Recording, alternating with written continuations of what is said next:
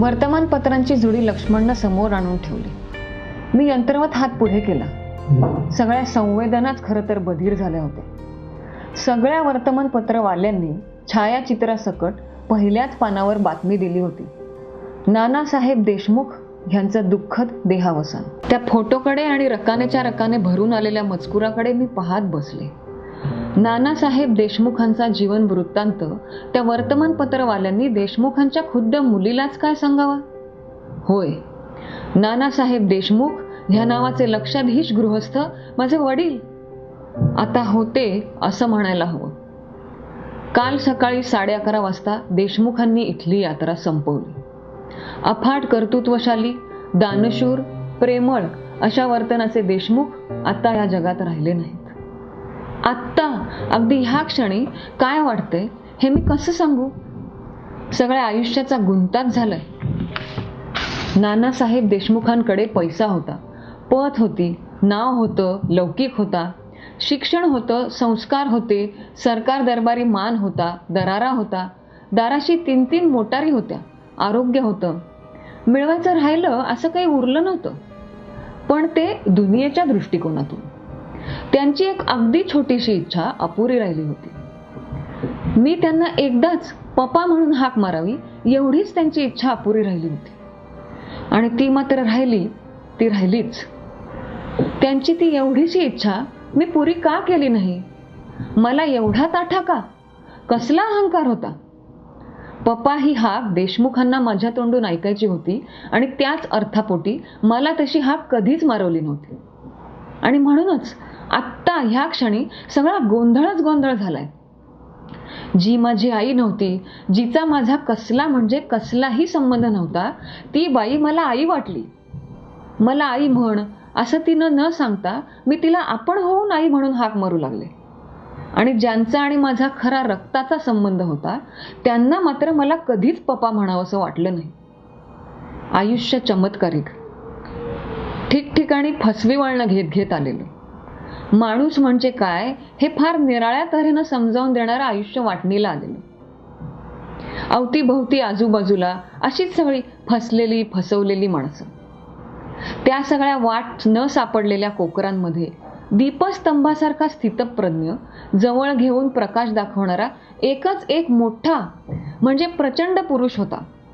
त्याला पुरुष म्हणावं, पुरुषोत्तम म्हणावं, देवदूत की प्रत्यक्ष देव, आज तेही कळत नाही. तसं कधीच कळलं नाही. माझ्या वयाच्या 18व्या वर्षी देवकुळे गुरुजींनी मला नानासाहेब देशमुखांची ओळख करून दिली आणि मला नमस्कार करायला सांगितले. यांत्रिक हालचाल व्हावी तसे मी हात जोडले. भावनेचा लवलेश त्यामागं नव्हता. आदर होता, पण तो कोणत्याही वडील आणि दानशूर व्यक्तीबद्दल असावा तेवढाच. नानासाहेब देशमुख हे नाव तसं अपरिचित नव्हतं आश्रमाला. देणगीदारांच्या यादीत देशमुखांचं नाव नेहमीच पहिल्या 5 व्यक्तींमध्ये असायचं. लोकांच्या दयेवर, दानशूरांच्या औदार्यांवरच संस्थेचा प्रपंच गुरुजी सांभाळत आले होते. पण तरीही त्यांनी आम्हाला लाचारी शिकवली नव्हती. आमच्यातली प्रत्येक जण स्वतःच्या पायांवर, आत्मविश्वासावर खंबीरपणे उभी राहणारी होती. स्वतःच्या आईवडिलांच्या छायेखाली वाढणाऱ्या भाग्यवान मुलांवर फक्त घराण्याची पद सांभाळण्याची जबाबदारी असते. इथं मात्र आमच्यापैकी प्रत्येकीवर एका संस्थेची जबाबदारी होती. ह्या जबाबदारीनं आम्हाला कधी लाचार बनवलं नाही. नानासाहेब देशमुखांना मी नमस्कार केला तो रीत म्हणून, संस्कार म्हणून. माझे वडील ह्या भावनेने मात्र नक्कीच नाही. ती दृष्टी तयारच होत नव्हती. कशी होणार? नानासाहेब देशमुख हे खुद्द वडील आहेत हे मला गुरुजींनी सांगितलं. ते मला कधीतरी न्यायला येणार आहेत ह्याबद्दल पण समजलं होतं. त्याचप्रमाणे आमची पहिली भेट झाली. वीणा बाळा, आणखीन 2 दिवसांनी आपल्या घरी राहायला यायचं. गुरुजींनी सांगितलं ना सगळं? हो, सांगितलं. हे बघ, उद्या संध्याकाळी मी तुला न्यायला येणार आहे. आपण थोडं बोलणार आहोत. 1-2 तासांनी पुन्हा तुला मी इथं सोडीन. तेव्हा संध्याकाळी 6:30 वाजता तयार राहायचं. घे उद्यासाठी साडी. ठीक आहे. गुरुजींनी मी त्या साडीचा स्वीकार करावा अशा अर्थाची मला खूण केली. मी ते पुडकं हातात घेतलं, त्यांना नमस्कार केला आणि माझ्या खोलीत आले. रात्रीची प्रार्थना संपल्यावर गुरुजींनी मला त्यांच्या खोलीत बोलावून घेतलं. कुणाला कधी खास सांगायचं असलं किंवा कुणाचं वागणं चुकल्यावर जर तिला सुनवायचं असलं तर रात्रीच्या प्रार्थनेनंतर अशी भेटायची गुरुजींची पद्धत होती. ये वीणा, ये बस. वीणा, तुझ्यावर उद्यापासून फार मोठी जबाबदारी पडणार आहे. आत्तापर्यंत या आश्रमात तू जे जे काही ऐकलंस, पाहिलंस, त्या सगळ्याची कसोटी ही उद्या लागणार आहे. हे बघ, गांगरून जाऊ नकोस, गोंधळून जाऊ नकोस, भावनेच्या आहारी जाऊन कोणतेही निर्णय तू घेऊ नकोस. कारण भावना माणसाला प्रत्येक वेळी योग्य निर्णय घेऊ देईलच याची खात्री नसते. प्रत्येक गोष्ट बुद्धीच्या निकषावर घासून पाहायची ही माझी आश्रमातल्या प्रत्येक व्यक्तीला शिकवण आहे. भावनाप्रधान माणसाला जगात सारखे आधार शोधावे लागतात, पण बुद्धिप्रधान माणूस हा स्वतःलाच नव्हे तर इतरांनाही आधार ठरतो. तुम्ही सगळ्या आश्रमात वाढलात. लग्नानंतर इतर मुलींना माहेर असतं, पण तुमच्या दुर्दैवानं तुम्हाला ते सौख्य नाही. पण आश्रम तुमचाच आहे, तो तुम्हाला कधीही दूर लोटणार नाही. अगं, पण शेवटी घर ते घर असतं. ह्या विचारांचा मलाही विसर पडत नाही आणि मी हा आश्रम चालवतो तरी माझी ही भावना आहे. मग तुम्हा मुलींना काय वाटत असेल याची मला पूर्ण जाणीव आहे. आणि तुमच्यापैकी प्रत्येक मुलगी स्वतंत्रपणे जगातल्या कोणत्याही कानाकोपऱ्यात कोणत्याही परिस्थितीत मन आणि बुद्धी जागृत ठेवून वागेल याबद्दल पूर्ण विश्वास आहे. आणखी काय सांगू बाळा? पण गुरुजी, मी हा आश्रम एकाएकी का सोडायचा? नानासाहेब देशमुखांसाठी. हो, पण त्यांचा आणि माझा काय संबंध आहे? आहेही आणि नाहीही. त्यांना माझी आता 18 वर्षानंतर. हे बघ वीणा, हा प्रश्न तू मला विचारू नकोस. नाही, तुझं तोंड गप्प करायचं म्हणून मी हे म्हणत नाही. तो माझा धर्म नाही हे तू जाणतेस. अधिकाराच्या जोरावर जेव्हा आपण दुसऱ्या माणसाला गप्प करायचा प्रयत्न करतो त्यामागं अधिकाराच्या भावनेपेक्षा भीतीची भावना ही मोठी असतेच. पण कदाचित निरुत्तर हो याची दहशत ही अधिक असते. याचाच अर्थ सत्याची आपल्याला भीती वाटते. सत्याची भीती? हो. अगं, विचारल्या जाणाऱ्या प्रश्नाला आपल्याकडे उत्तर नाही हे ते सत्य. त्याला आपण घाबरतो आणि मग बाजू लंगडी पडायला लागू नये म्हणून दुसऱ्याच गोष्टीचा आधार घेऊन आपण समोरच्या माणसाचं तोंड गप्प करतो. पण वीणा, हा मार्ग नेहमी फसवणारा असतो बरं का. म्हणजे वंचना, आत्मवंचना म्हणतात ती ह्यालाच. अगं ह्यामुळे 2 माणसं घायाळ होतात. दडपशाहीमुळे बोलू न शकणारा आणि खुद्द दडपशाही करणारा सुद्धा. एक घायाळ झाल्याचं इतरांना दाखवत सुटतो आणि दुसरा दाखवत नाही, एवढाच काय तो फरक. पण वीणा, यात गंमत अशी की जो उघडपणे दर्शवत नाही तो कायम आतल्या आत थास्तावलेलाच असतो. आता हा प्रश्न तू मला विचारू नकोस असं मी जे म्हणतोय त्याचं कारण इतकंच आहे की हे सगळे प्रश्न तू विचारण्यापूर्वी मी स्वतःला विचारलेत आणि त्या प्रश्नांची उत्तरं सध्याच्या परिस्थितीत कुणाजवळही नाहीत याबद्दल माझी पूर्ण खात्री पटली. म्हणूनच तुला म्हणतो की हे प्रश्न मला विचारू नकोस. कदाचित देशमुखांकडे त्याची उत्तरं असतीलही. मग त्यांना मी हे प्रश्न विचारू शकते का? हो हो, जरूर. अगं, एकमेकांच्या आयुष्यात तुम्हा दोघांचा प्रवेश होणार आहे, तेव्हा जास्तीत जास्त डोळसपणानं त्या आयुष्याचा स्वीकार करणं हे तुम्हा दोघांना हितावं आहे. मन संपूर्ण निशंक करून घेणं म्हणजे डोळस होणं. मन स्वच्छ करून घेण्याचा अधिकार कुणालाही हिरावून घेता येणार नाही बरं. ज्याचा तोच त्या पवित्र कार्याच्या आड येत असतो. मन संपूर्ण निशंक करून घ्यायला अगं आमचे आम्हीच तयार नसतो. असं का गुरुजी? आपल्याला कमीपणा स्वीकारावा लागेल किंवा याची भीती किंवा अहंकार, म्हणजेच असत्याची जवळीक. अगदी नक्की. अगं, दुसरं काय असेल? वीणा, सत्यावर जर आपण अविविचारी निष्ठा ठेवली तर सत्य माझ्या बाजूला आहे का विरुद्ध माणसाच्या बाजूला आहे असले विचारच संभवत नाहीत. अगं, फार कशाला, खुद्द दोन बाजू ही अवस्थाच संभवत नाही. सत्य ही एकमेव अवस्था उरते. आपण त्यात मिसळून जायचं, विरून जायचं ठरवलं की द्वैत राहिलंच कुठं, नाही का? तेव्हा वीणा, याच भावनेतून नानासाहेब देशमुखांकडे पहा. सत्याची बाजू त्यांच्याकडे झुकतीये असं वाटलं तर त्यांच्या जीवनात विरून जा. द्वैत उरणार नाही, दुःख राहणार नाही. एका आलिशान हॉटेलात मी आणि देशमुख समोरासमोर बसलो होतो. किती वेळ ते आठवत नाही.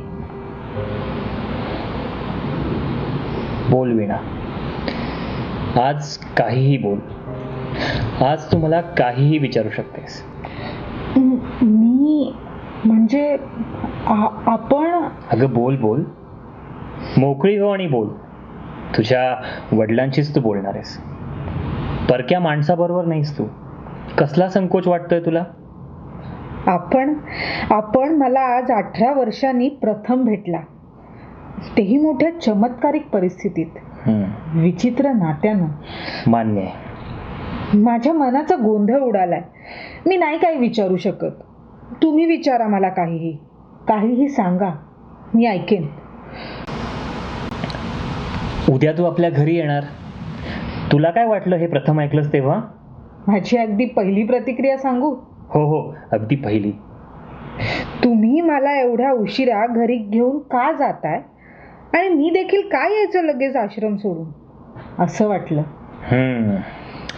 ही अत्यंत स्वाभाविक प्रतिक्रिया झाली बघ. ह्यात गैर काहीच नाही. अगं, तुझ्या जागी जर मी असतो तर मी देखील अगदी असाच विचार केला असता.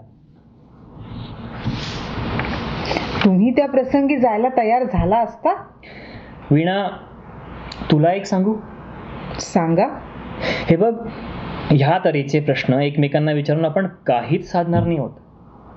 अशी कल्पना कर, मी जर तुला विचारलं की माझ्या जागी जर तू असतीस तर 18 वर्षानंतर आपल्या मुलीला आश्रमातून आणलं असतंस? ह्या प्रश्नाचं उत्तर आहे तुझ्याजवळ. परिस्थितीनं तुला एकटीला कोंडीत पकडून तुझ्यावर पेच निर्माण केलाय असं काही तू समजू नकोस बघ.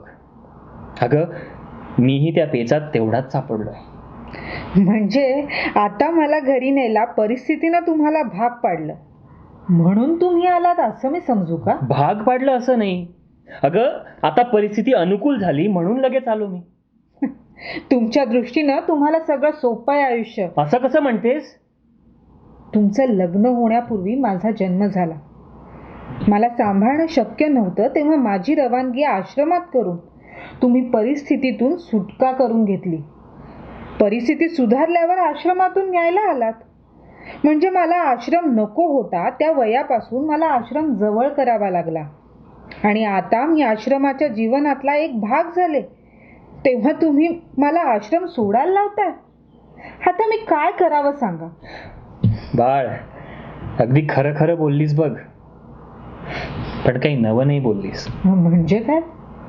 वीणा, तुझ्या पुढं ही प्रश्न मला उभी राहण्यापूर्वी ती माझ्यासमोर उभी राहिली असेल ह्यावर तरी विश्वास ठेवशील?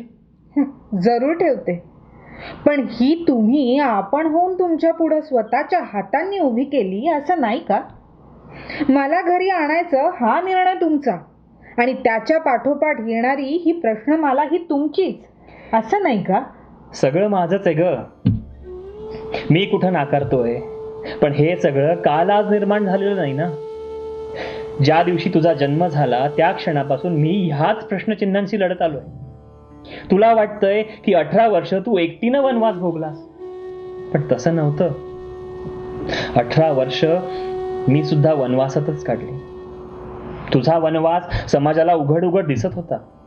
तुला समाजाचं प्रेम मिळालं नसेल, पण सहानुभूती मिळाली, अनुकंपा मिळाली, दुवे मिळाले, आशीर्वादही मिळाले. आश्रमातल्या तुझ्यासारख्या 100-125 निष्पाप जीवांवर झालेले घाव समाजाला समजू शकत होते. माझी मात्र तशी परिस्थिती नव्हती. मी आतल्या आत जळत राहिलो. ते जळणं कोणाला कधी कळलं नाही. कळवता येण्यासारखं नव्हतं ते. अगं, असं म्हणतात की सर्वात दुःखी कोण, तर पाण्यातला मासा.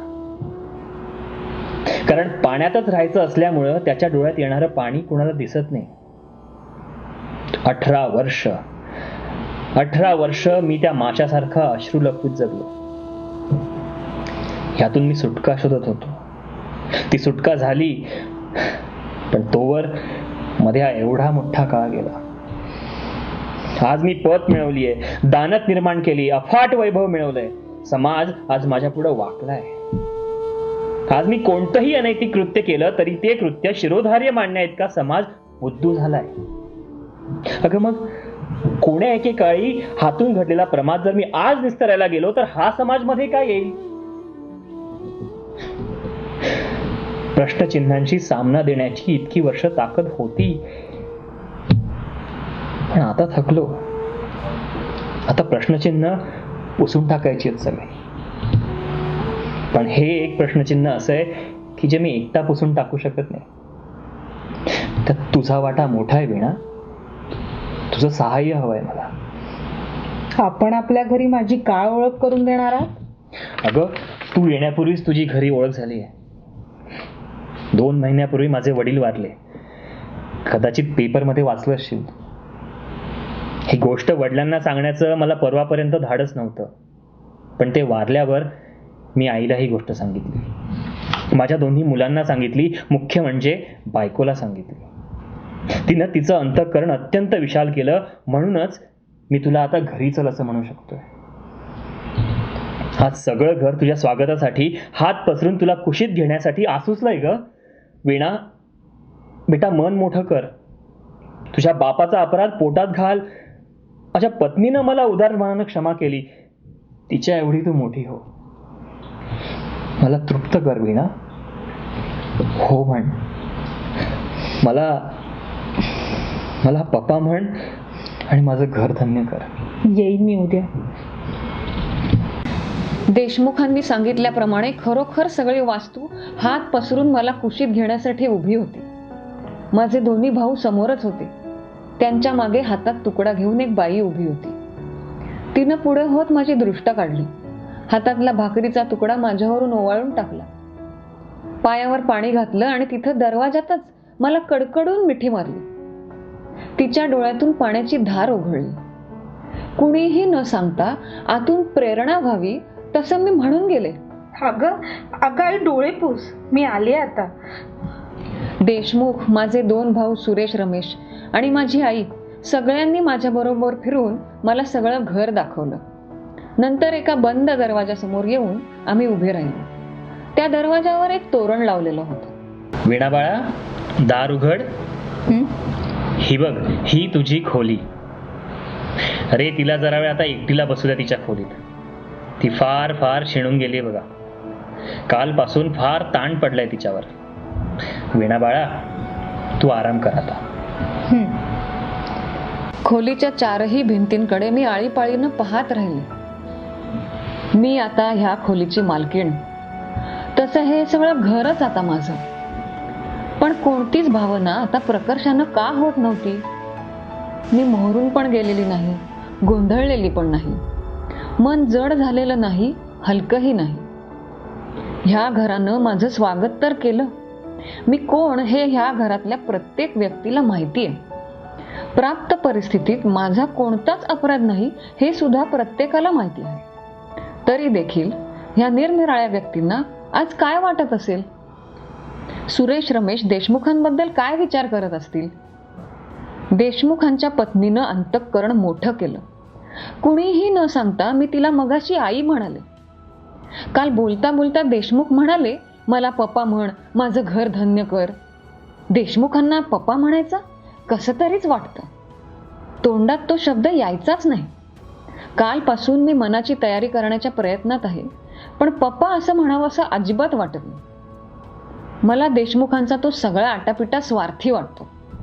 स्वतःच्या दुःखाला त्यांनी पाण्यातल्या माशाची उपमा दिली. ते दुःखी असतील सुद्धा, पण मग माझं काय? माझी मग जी कोणी आई असेल ती ह्या क्षणी कुठं असेल? या 18 वर्षात तिच्या आयुष्याचे काय धिंडवडे निघाले असतील? देशमुखांनी माझा शोध घेतला तसा त्या कुणाबाईचा घेतला की नाही? देशमुखांना नाव मिळालं, वैभव मिळालं आणि त्यांचा एवढा महान अपराध पोटात घालणारी पत्नी मिळाली. आज ते राजरोसपणे वावरत आहेत.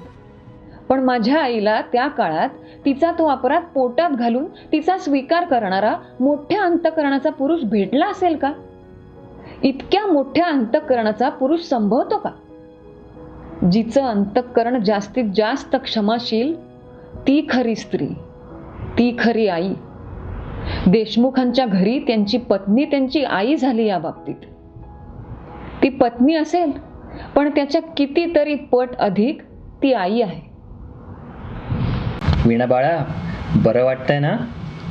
हो, बरं आहे आता. हे बघा, घाबरण्याचं कारण नाही. अतिविचार आणि मानसिक ताण याच्या पायी आलेला केवळ थकवा आहे हा. त्याचा ताप आहे हा. Don't worry about it. काळजी घे. आजच्या दिवसात मला तपासायला आलेल्या 5व्या डॉक्टरांनी तेच निदान केलं. देशमुख माझ्या उशाशी बसले होते. त्यांनी माझा हात हातात घेतलेला होता. पायाशी आई बसलेली होती आणि समोर गुरुजी उभे होते. माझ्या तापाचा आजचा 3रा दिवस होता. त्या घरी येऊन मला 3च दिवस झाले होते, पण माझ्या तापानं सगळं घर इतक्या जवळ आलं होतं की मध्ये काही भिंतीच राहिल्या नव्हत्या. वीणा बेटा, औषधाची वेळ झाली तुझी. घेतलंस? घेतलंय. वर दूध घेतलं की नाही? हो, घेतलंय. हे बघ, शांत पडून राहायचं. हो. कसला विचार करायचा नाही. नाही विचार करत मी कसला. असं म्हणतेस, पण झोपेत बडबडतेस. कधी? काल रात्रभर बोलत होतीस. छे, कोण म्हणतं? कोणी कशाला म्हणायला हवं? मी रात्रभर उशाशीच होतो. तुम्हाला झोप नाही माझ्यामुळं? हे बघ, त्याचा आता काहीही विचार करायचा नाही. मी येतोच आहे संध्याकाळी. स्वस्थ पडून राहायचं. समोर कृष्णाची मूर्ती आहे, मनन कर. हो. रात्री अपरात्री जाग यायची, बघायची तो उशाशी देशमुख जागे असायचे. पण माझ्या तोंडून मात्र पहिला प्रश्न जायचा, आई कुठे आहे? अगं, मगाशीच गेली झोपायला. आणू का उठवून? नाही, नको. अगं, मला सांग ना काही हवं असेल तर. नाही, काही नको. उगीच जरा घाबरल्यासारखं होत आहे. देशमुख मग मला झोप लागेच तोवर थोपटत राहायचे. त्या तापानं माझे 15 दिवस खाल्ले. नंतर हवापालट करण्यासाठी म्हणून देशमुख मला खंडाळ्याला घेऊन गेले. बरोबर सुरेश रमेश होते. आई मात्र नाही येऊ शकली. देशमुखांनी माझं नाव कॉलेजात घातलं. माझ्या एकटीच्या दिमतीला त्यांनी त्यांची फियाट दिली.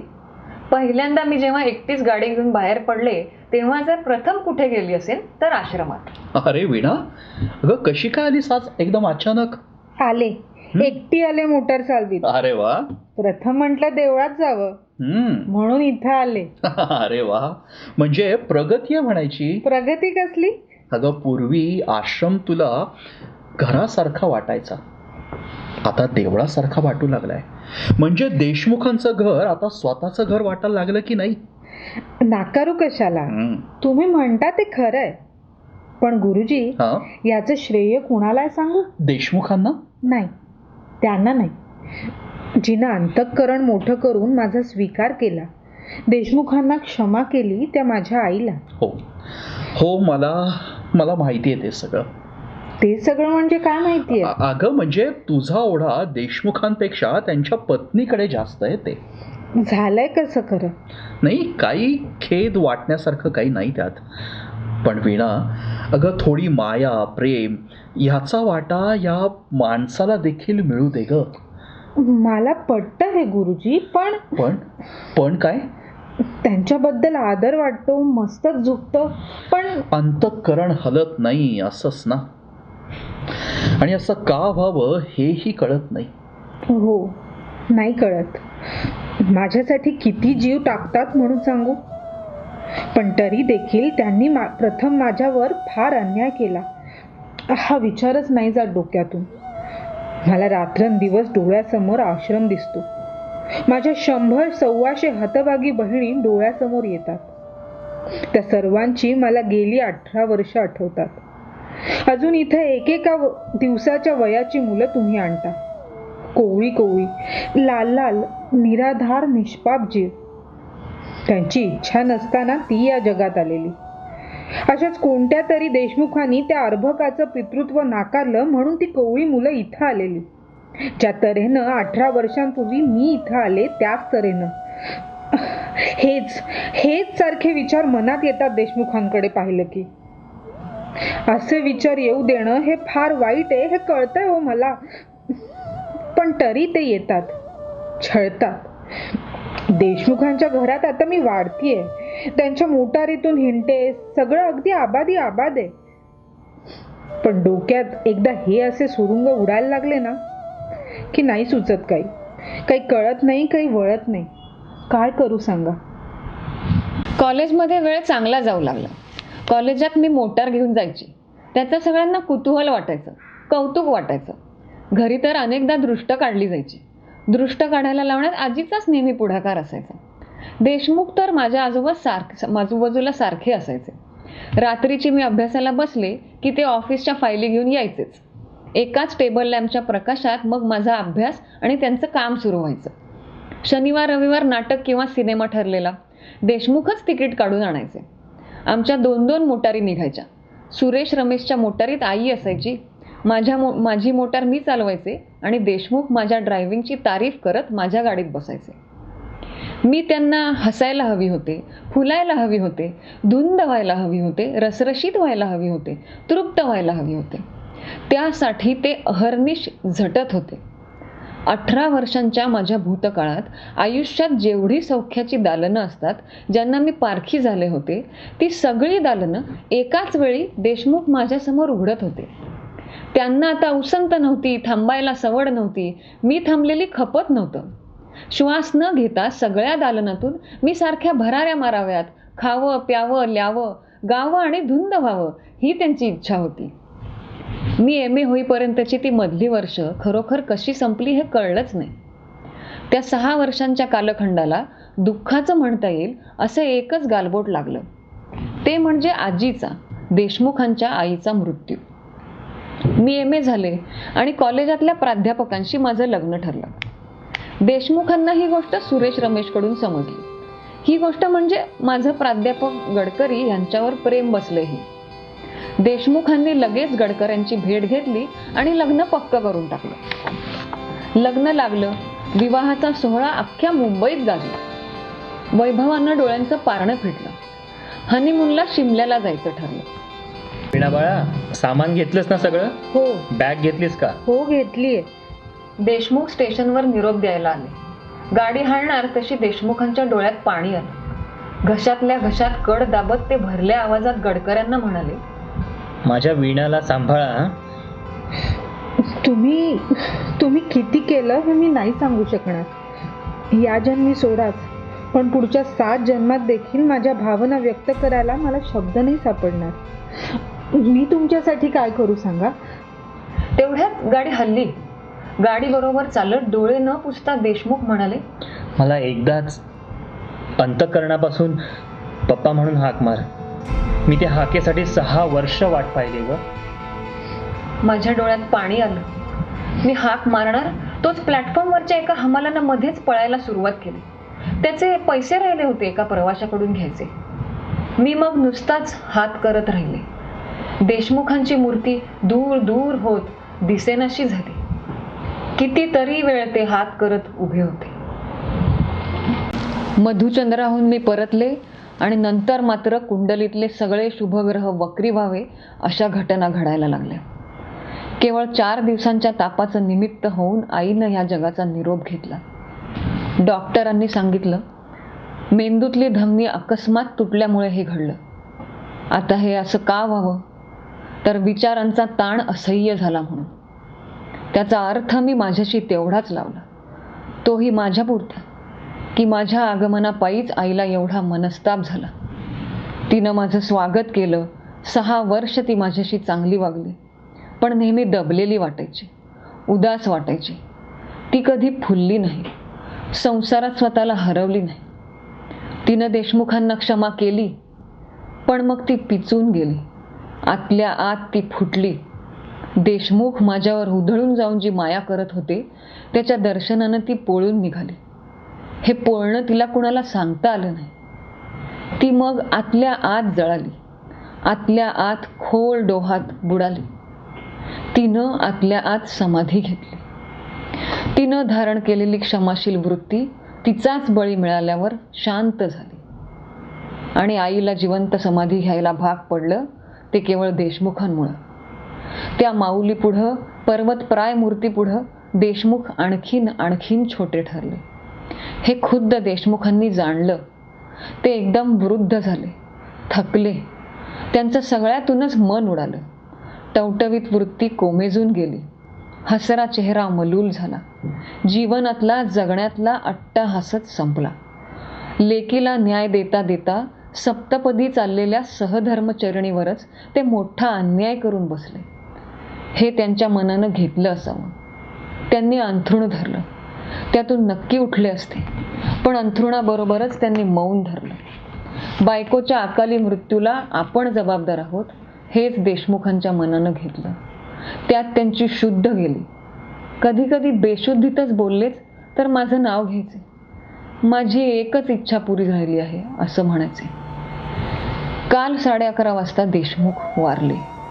साधारण 4 वाजता अंत्ययात्रा निघाली. 7 वाजता सगळं संपलं. वीणा, गुरुजी. वीणा बाळा, अगं मन आवर बाळा. गुरुजी. वीणा वेडे पोरे, अगं किती रडशील. गुरुजी. वीणा, या माणसाकरता तू रडतीयस, नाना साहेबांकरता तू रडतीयस, हे पाहून बेटा जरा बरं वाटतंय. गुरुजी मी कोणासाठी रडते हेच कळत नाहीये मला. असं असेल तर मी सांगतो. हातून अन्याय घडला या जाणीवेचं दुःख आहे हे. अन्याय? हो. कुणावरती? नानासाहेबांवर. ते कसं गुरुजी? वीणा बेटा, मन घट्ट कर. खरं तर हे सगळं बोलायची ही वेळ नाही, पण तरी बोलतो. अगं हसताना प्रतारणा झाली तरी चालेल, पण रडताना होऊ नये म्हणून सांगतो. आणि त्याशिवाय माझा मलाच आता हा ताण सहन होत नाही म्हणून सांगतो. गुरुजी मला भीती वाटतेय, पोरकं वाटतंय. काय सांगणार आहात? देशमुखांचा आणि तुझा कसलाच संबंध नव्हता हे सांगणार आहे. गुरुजी. ऐक बेटा, ऐक. एका दमातच मला हे सगळं सांगू दे. नानासाहेबांची पत्नी हीच तुझी खरी खुरी आई. हो, लग्नापूर्वी तिनं तुला जन्म दिला. तिचं बाळणपण आश्रमानं केलं. नियमाप्रमाणे तुला आम्ही ठेवून घेतली आणि आईला घरी पाठवली. तुझ्या जन्मानंतर 3 वर्षांनी तुझ्या आईचा आणि देशमुखांचा विवाह झाला. आश्रमाच्या नियमानुसार आपलं पूर्वायुष्य लग्नापूर्वी तुझ्या आईनं देशमुखांना सांगायला हवं होतं, पण तिच्यात तेवढं धैर्य नव्हतं. पण लग्नानंतर ती तुला विसरू शकली नाही. मग ती आतल्या आत जळत राहिली. अगं एवढं वैभव होतं, तळ हातावर झेलणारा नवरा होता, आई वडिलांसारखे माया करणारे सासू सासरे होते, दृष्ट लागेल अशी लवकुशांसारखी जोडी होती. पण तुझ्या आठवणीनं तुझी आई तडफडत होती ग. तिचं दुःख जाणण्याचा प्रत्येकानं प्रयत्न केला, पण ती गप्प राहिली. देशमुखांचे वडील वारल्यावर, सहनशक्तीचा कडेलोट झाल्यावर तुझी हकीकत देशमुखांना समजली. वीणा, अगं त्या क्षणी तो सर्व आरोप त्यांनी स्वतःच्या माथ्यावर घेतला. पोटच्या पोराचा पाय घसरला तर आईबाप क्षमा करतात, पण सुनेचा पाय घसरला तर तिला क्षमा नाही. अगं हे जाणून देशमुखांनी वाईटपणा कलंक आपल्या माथी घेतला आणि तुला या घरी आणलं. तुझ्या सहवासानं त्यांना तुझं खरं खुरं वेड लागलं ग. तुझ्यावर ते प्रेमाचा वर्षाव करीत होते, पण एवढं झालं तरी तुझ्या आईचं दुःख रतीभरही कमी झालं नाही. अगं तिची खरी खुरी मुलगी समोर असूनही तुझ्यावर तिला प्रेमवर्षाव करता आला नाही ग. वात्सल्याची भूक दाबून ठेवावी लागली. वीणा अगं तू समोर दिसत होतीस, पण वर्षाव करायला बद्दी होती. तिनं खऱ्या खुऱ्या भावना व्यक्त करायला सुरुवात केली असती तर कदाचित सासूनं हे नक्की ओळखलं असतं, कारण ती पण एक आई होती. ही कसर मग देशमुख भरून काढत होते. अगं त्यांच्या त्या महान यज्ञाची सांगता तुझ्या पप्पा या एका हाकेनं होणार होती, पण पप्पा वीणा बेटा, अगं तुझ्या या रडण्यानं भिंती हादरतील, जमीन कापेल, आकाशही कदाचित दुभंगेल, पण वीणा तुझ्या पप्पांना ही हाक नाही ऐकायला जायची. ते फार फार दूर गेलेत ग, फार दूर गेलेत.